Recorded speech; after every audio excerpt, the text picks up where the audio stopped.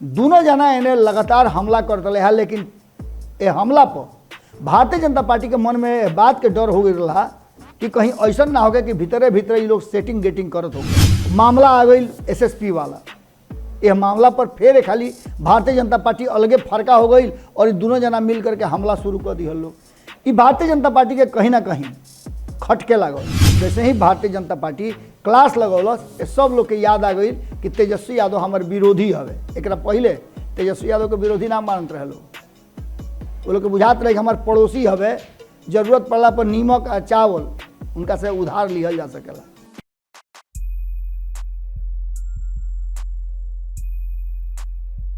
सत्ता चाहेला, सत्ता जौन चाहेला उ लिखी ना कलम, सत्ता जौन चाहेला उ लिखी ना कलम, ढेबुआ ढकोसला पर बिकी ना कलम, ढेबुआ ढकोसला पर बिकी ना कलम। करिया से लाल भले हो जाई, करिया से लाल भले हो जाई, इचिको रही सांस त चिचियाई कलम।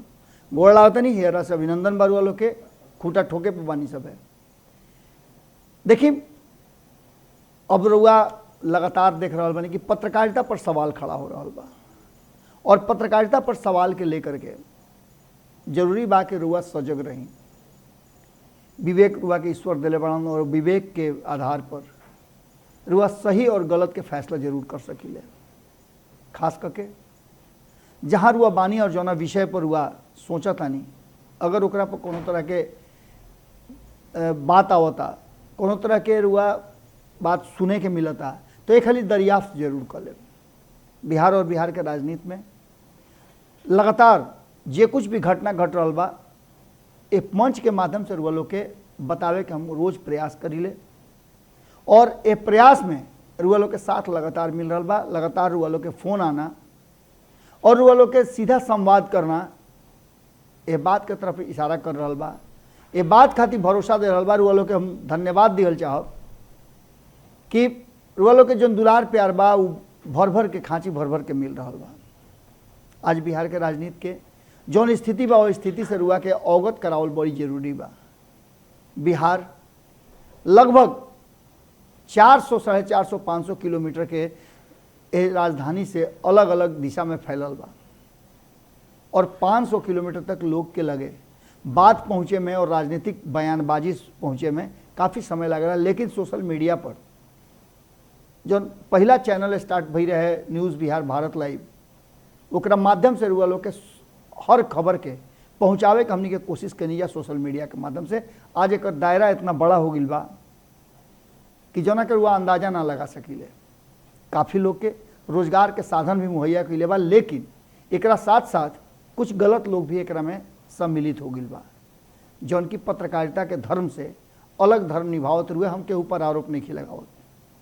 लेकिन ये बात के तस्दीक रुआ जरूर कर ली, और साथ साथ जे कुछ भी रुआ सोचतानी वो खुल के बोलियाँ बतियाई। कारण कि देखी डिजिटल माध्यम ही ऐसा व्यवस्था बा जना में टू वे कम्युनिकेशन बा। रुआ हमरा से बात कर सकिले, हम रुआ से बात कर सकिले। यही चलते जौन बात हमनी के कहले जा बड़ी छानबीन के और ठोक बजा के रुआ से कहे खातिर कोशिश करी ले जा। बिहार के राजनीति में एक खाली फिर से जब रुआ खबर सुनत हो कब ओकरा 1 घंटा के अंदर में वोटिंग शुरू हो जाई राष्ट्रपति के चुनाव के।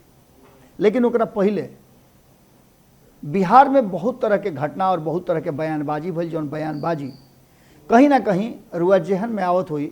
हालांकि राष्ट्रपति के चुनाव में रुआ सीधे इन्वॉल्व नहीं की, लेकिन का राउर विधायक, राउर सांसद, रुआ सरकार के मंत्री या राउर मुखिया रुआ से पूछले ये बात कि राष्ट्रपति के चुनाव में फलाना उम्मीदवार बाड़े, फलाना उम्मीदवार बाड़े, उनका के हम वोट दी कि ना दी।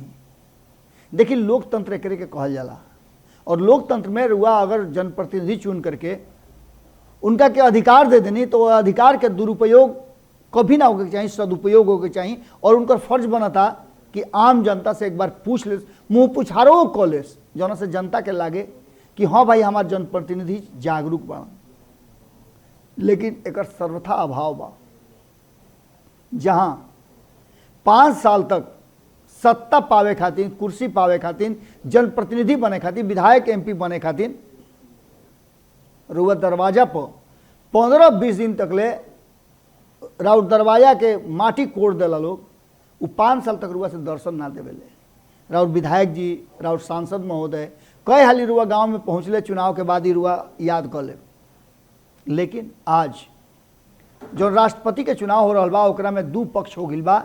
एगो सत्ता में बैठल लोग, एगो विपक्ष। सत्ता में बैठल लोग के कहना बा कि सबसे योग्य उम्मीदवार के हम उम्मीदवारी दिले बानी। दूसरा तरफ विपक्ष भी यह बात के दावा कर रहा बा कि हम सबसे ज़्यादा योग्य उम्मीदवार के दावेदारी दिले बानी। लेकिन एकरा में सही कहाँ बा, गलत कहाँ बा, इ रउओ विवेक से सोच सकीले।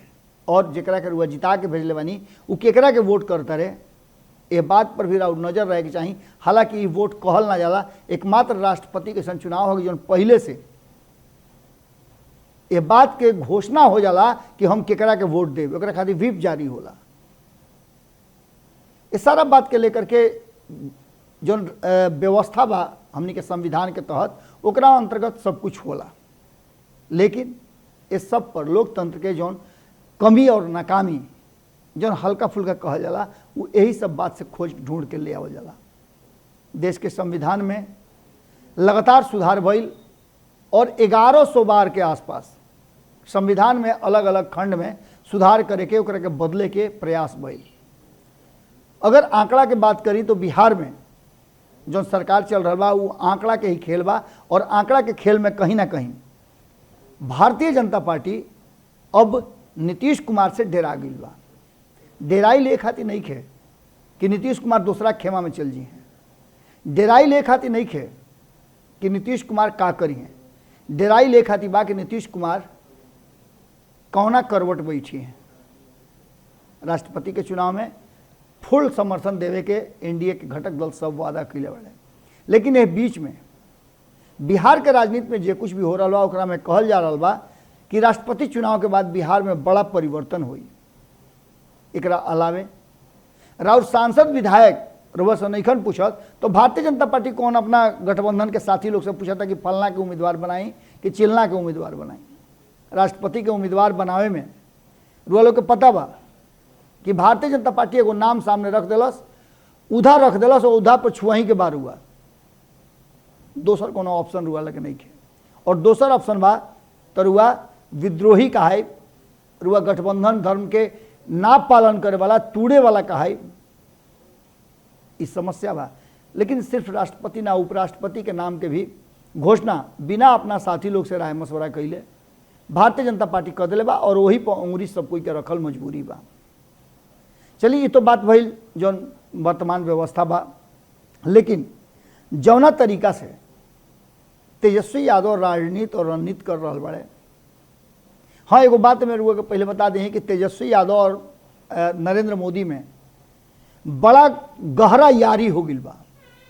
जौन बात प्रधानमंत्री नरेंद्र मोदी कहतन वो बात के माने खातिर कहीं ना कहीं तैयार तेजस्वी यादव बाड़न। जैसे ही प्रधानमंत्री कहले कि लग रहा है कुछ मोटा हो रहे हो, बस तेजस्वी यादव बल्ला उठौले अपना घर में लगले प्रैक्टिस करे। ये बात ओजे तक नहीं के कहल जाला कि राजनीति में हर बात के पीछे कुछ मकसद होला और संकेत होला। प्रधानमंत्री जो संकेत दिले वो संकेत के लेकर के तेजस्वी यादव अपन वर्दी शुरू कर दिले पतराए खातिर, मैंने दुबराए खातिर। खैर ये तो अलग बात बा। लेकिन तेजस्वी यादव के जो एक्ट बा ओकरा के लेकर के एनडीए के घटक दल जो भारतीय जनता पार्टी से अलग बाड़े। अब तो दुइये गो बाचल बड़े, एक जना के तो सुपहे हो गई। भारतीय जनता पार्टी उनका के एनडीए से भी बाहर कैलस, मंत्रालय भी छिनाइल, सब कुछ हो गई। लेकिन अब 2 गो जो दल बाड़े उहो आपन अलग गुट बना ले बड़े, नीतीश कुमार और जीतन राम मांझी। दोनों जना इन्हें लगातार हमला करते है। लेकिन ये हमला पर भारतीय जनता पार्टी के मन में बात के डर हो गई रहा कि कहीं ऐसा ना हो गया कि भीतरे भीतरे ये लोग सेटिंग गेटिंग करत होके और करते होके लोग तो कोनो बहुत बड़का बात नहीं खे। लेकिन ये सेटिंग गेटिंग पर पूरा ध्यान भारतीय जनता पार्टी के बाद। और यह कारण रहे कि नरेंद्र मोदी वो मंच से, शताब्दी समारोह के मंच से उतरते समय तेजस्वी यादव के ये बात कहले और ये बात कह के कहीं ना कहीं नीतीश कुमार के मन में डर पैदा कर दिले। ई कोनो पहला हाल ना भई रहे, एकरा पहले भी रुआ लोग के बतौले नहीं कि नरेंद्र मोदी के से मिले खातिर जब बिहार के विशेष दल सर्वदलीय लोग नीतीश कुमार के अगुवाई में जातीय जनगणना खातिर मिले गई रहे, तौना घड़ी भी प्रधानमंत्री तेजस्वी यादव से स्पेशल बात कैले रहन और लालू प्रसाद के समाचार पूछले रहन। अब की हाली खेल थोड़ा आगे बढ़ा दिले हैं और प्रधानमंत्री के रणनीति और राजनीति के कम से कम ये देश के लोग और बिहार के लोग तो लोहा मान ले बा। कारण कि हर वादा जौन कह के जाले ओकरा के पूरा ना करेले, दोसर का वादा फिर कह देवेले। कह के गई रहन कि अब की हाली जब आई तब बिहार के चीनी मिल के चीनी के दूध में मिला करके चाय पत्ती खौला करके चाय पियब, लेकिन ऐसा भइल ना।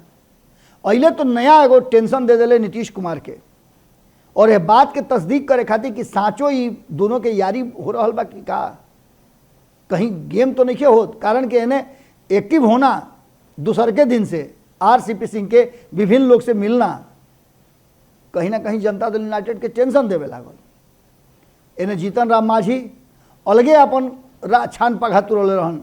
यही बीच में मामला आ गई एसएसपी वाला।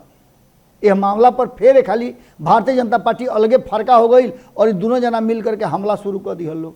ये भारतीय जनता पार्टी के कहीं ना कहीं खटके लागल और एक खटकला के पीछे ओकरा यह बात के एहसास रहे कि कहीं ऐसा तो ना कि तेजस्वी यादव के साथ ये लोग मिल करके हम जौन बात कहनी है ओकर गेम दूसरे तरफ मोड़ दे लोग। ये पूरे मामला पर भारतीय जनता पार्टी के ध्यान बहुत पैना बा और ये पैना ध्यान पर दोनों पार्टी के क्लास लग गई। नीतीश कुमार दोनों हाथ खड़ा करके सरेंडर बोल गए कि भाई हो हम हमें कहीं शामिल नहीं की, देखो उनका हम बखिया उखाड़ देता नहीं। और अपना सारा प्रवक्ता लोग के कहले कि छू बोल ले कुल लोग तेजस्वी यादव के उड़ही गुड़ही छान छान के लागल निकाले तेजस्वी यादव के माई के बाबूजी के शासन के प्रशासन के दुख के सुख के सब लागल लोग गुत्रोचार करे। दूसर का तरफ जीतन राम मांझियो हु बोल दिले, राबड़ी देवी पर हमला करे लगले, उनका मंत्रिमंडल पर हमला कर ले, उनका मुख्यमंत्री पद पर हमला करे लगले। और इस सारा बात कहीं ना कहीं भारतीय जनता पार्टी के खुश करे खातिर कही गई। जैसे ही भारतीय जनता पार्टी क्लास लगौलस सब लोग के याद आ गई कि तेजस्वी यादव हमारे विरोधी हवे। एक पहले तेजस्वी यादव के विरोधी ना मानत रहे लोग, वो लोग के बुझात रहे कि हमारे पड़ोसी हवे, जरूरत पड़ला पर नीमक आ चावल उनका से उधार लिहल जा सकेला। राजनीति में इस संकेत बहुत बड़ा होला और कभी भी अस्थाई दोस्ती या दुश्मनी ना होला। सियासत आपन राह अपने बनावेले। कहल तो जाला कि संविधान से सरकार चलेला, लेकिन सरकार में बैठल लोग संविधान के पिछुती रख देवला, ओकरा बाद अपना मन के करेला। ये पूरे जो आज के विश्लेषण बा वो विश्लेषण में हम कोशिश कैनी है रुआ लोग के व्यक्तिगत बात करे खातिर। एकरा में कोनो राजनीति ना रहा, कोनो तरह के बात ना रहा, लेकिन इतना जरूर बतावे कोशिश कैनी है कि जौना में रुआ लोग के अधिकार कर्तव्य का बा, जौना के बोध के कराई। रुआ लोग अपना अधिकार खातिर ना बोलब तो के बोली, रुआ लोग के खुद से बोले के पड़ी। हम चाहब कि रुआ लोग कमेंट बॉक्स में अपन विचार जरूर लिखी। कारण कि बिहार में बदलाव के कहीं ना कहीं सुगबुगाहट चल रहा बा और इस सुगबुगाहट जमीन पर कब उतरी ये बिना रुआ लोग के चहले बिना आम जनता के सोचले नहीं के चले वाला। आज एजे रुआ लोग से विदा ले, कल फिर मिले के वादा के साथ। और ये बीच में बहुत कुछ ऐसा हो रहा बा जना के ले करके रुआ लोग के आई। आज तो बातचीत कैनी है, लेकिन राष्ट्रपति चुनाव में का भइल, आगे के रणनीति का बा, विधान सभा तो खत्म हो गई, 5 दिवसीय रहे, ओकरा में देखबे के का भइल। लेकिन अब लोकसभा में का हुई, बिहार के लेकर के कौन रणनीति बनी, ये बात पर पूरा नज़र हमने बनौले बन जा। का नीतीश कुमार भारतीय जनता पार्टी के साथ आगे कंटिन्यू करी हैं, बिहार के विशेष राज्य के दर्जा फिर जब प्रधानमंत्री अले तो ना मांगले तो फिर सदन में उठी, या सिर्फ राजनीति हुई। इस सारा विषय पर हमने के नजर बा और रुआ लोग से साझा जरूर करब जा। गोड़ लागत।